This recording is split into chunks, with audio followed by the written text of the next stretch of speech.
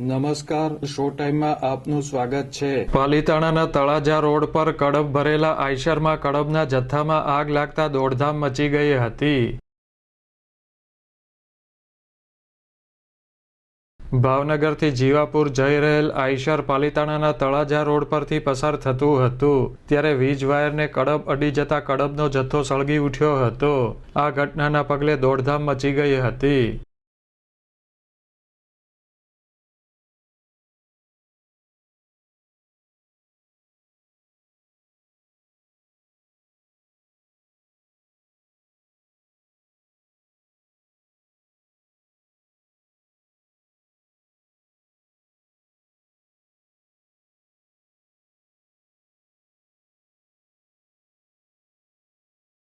આ બનાવની જાણ થતાં પાલિતાણા ફાયર બ્રિગેડની ટીમ દોડી ગઈ હતી અને પાણીનો છંટકાવ કરી આગ બુઝાવી હતી।